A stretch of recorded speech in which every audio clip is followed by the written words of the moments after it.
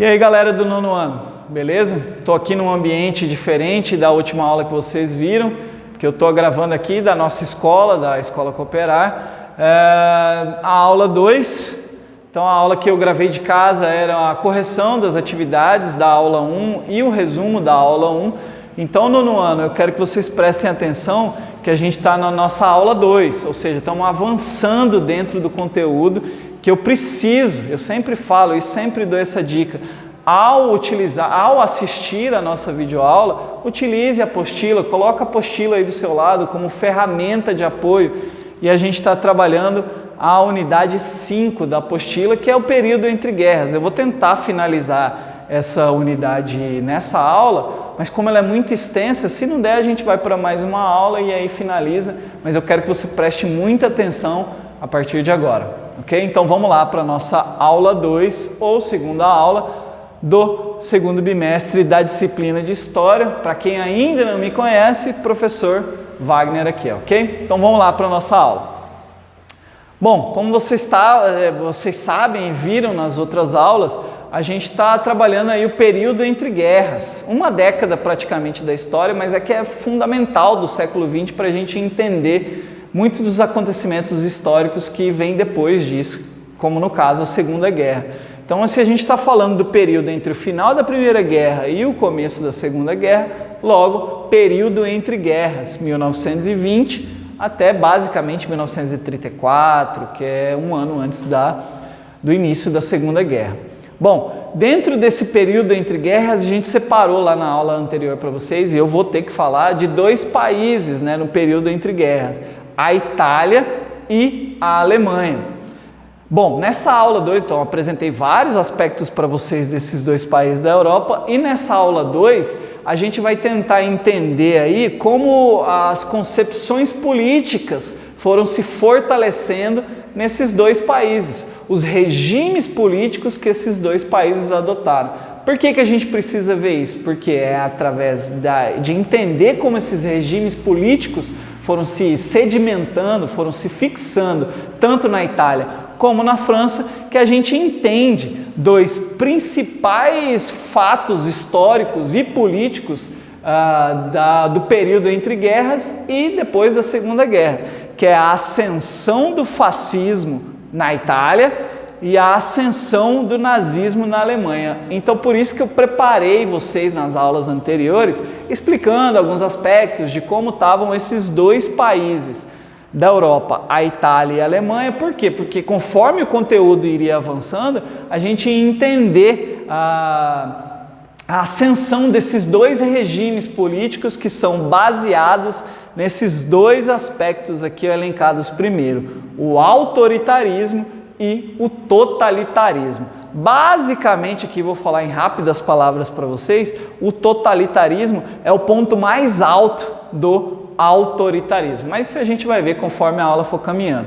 Então, se você conseguiu visualizar, e é por isso que a gente está estudando, ou vinha estudando, esses dois países no contexto de 1920 até 1930, ou no período entre guerras, porque é justamente nesses dois países mais destruídos pela Primeira Guerra que surge dois tipos de regime políticos que mudaram a história mundial: o fascismo na Itália e o nazismo na Alemanha, ok? Então é basicamente isso que a gente vai ver na aula de hoje, os regimes políticos e o lugar onde eles se instauraram, o fascismo na Itália e o nazismo na Alemanha, ok? Então vamos lá.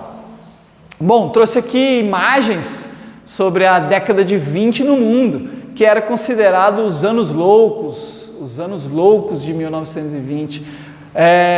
Por quê? Por que esse sinônimo de loucura foi associada a essa década de 1920 e 1930? Por conta disso aqui, ó.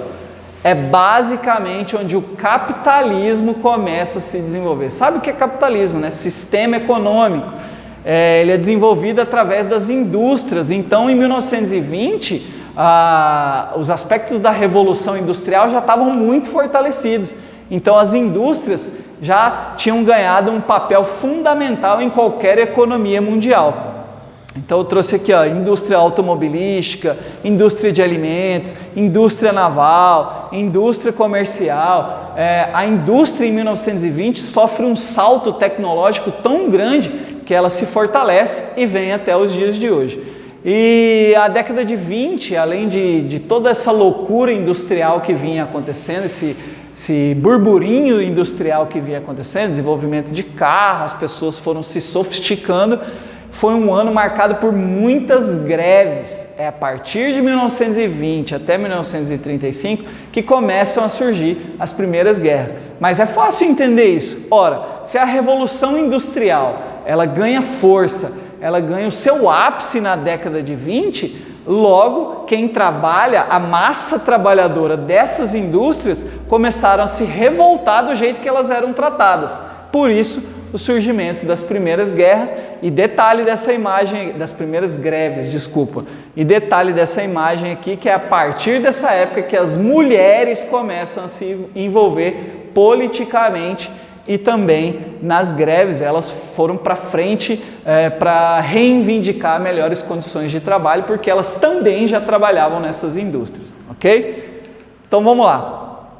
Para a gente entender esses regimes políticos, a gente precisa entender dois aspectos de conceitos políticos. O primeiro deles é o autoritarismo.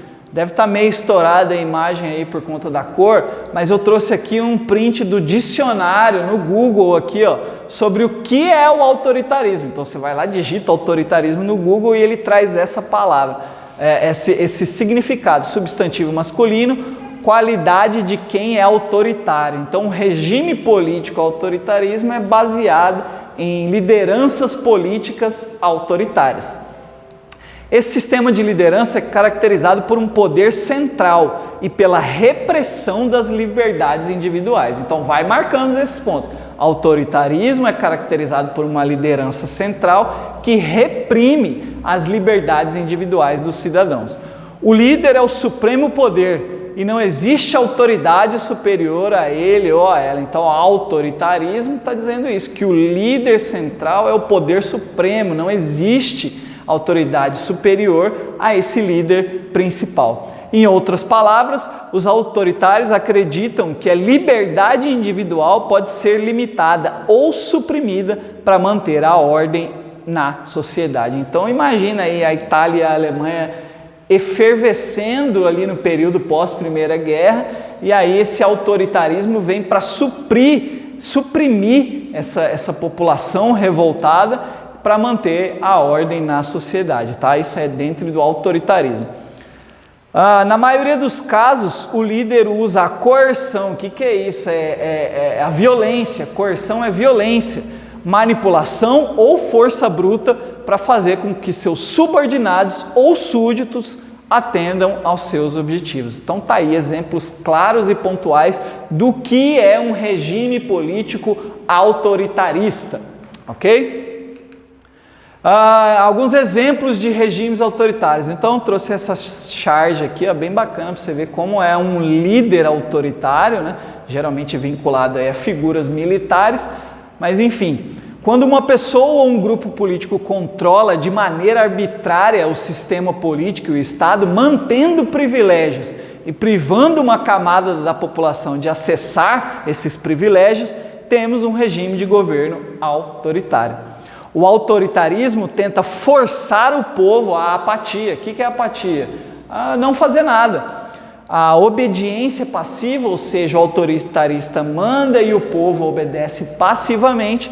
E a despolitização. Professor, a gente do 9º ano não entende o que é despolitização. Eu explico para você.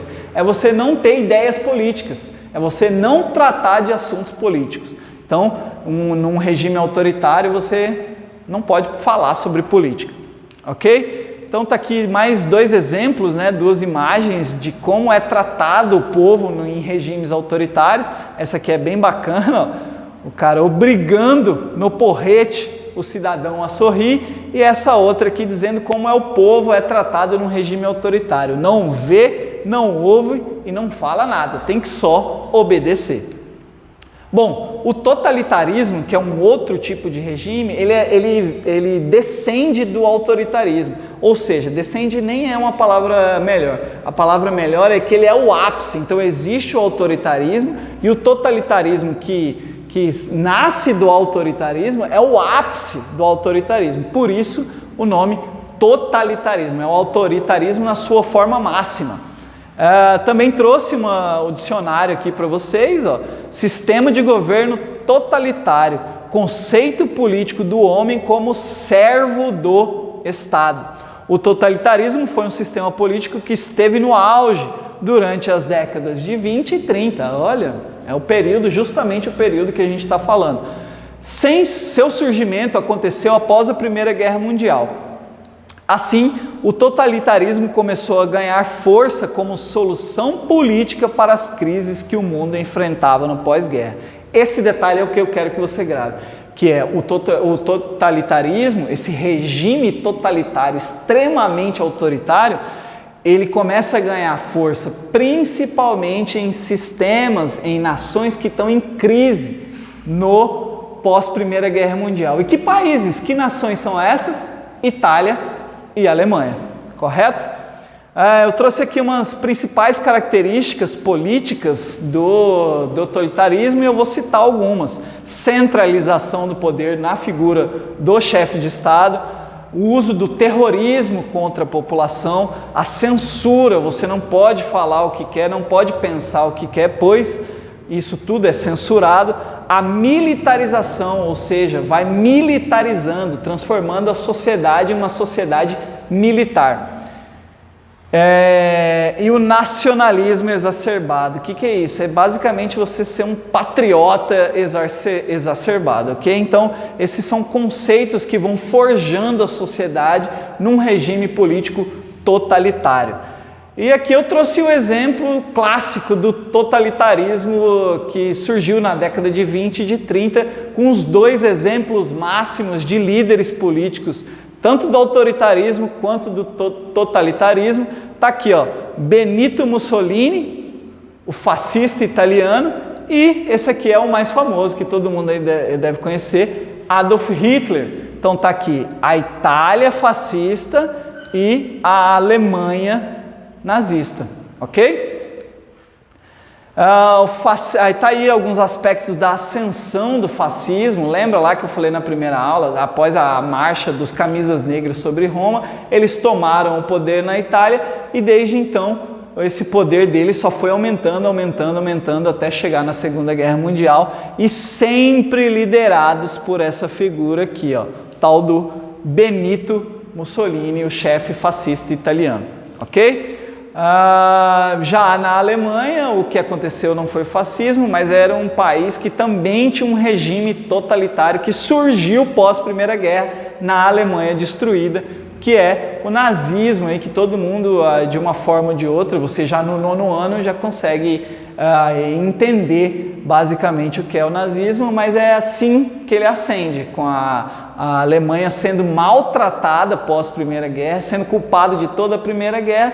Então um regime de destruição, de caos, ascende a figura de Adolf Hitler, dizendo ali, prometendo para a Alemanha que ia reconstruir se assim os alemães obedecessem aos comandos de Hitler, certo? Está aqui uma imagem da Olimpíada que aconteceu em Berlim, em 1932, a gente vai ver isso aí mais para frente. Então, com a crise de 29, houve o aumento de desemprego e a alta da inflação, agravando o cenário econômico do país. Então, a Alemanha já vinha toda destruída da Primeira Guerra e a crise econômica cada vez mais se abatendo sobre o país.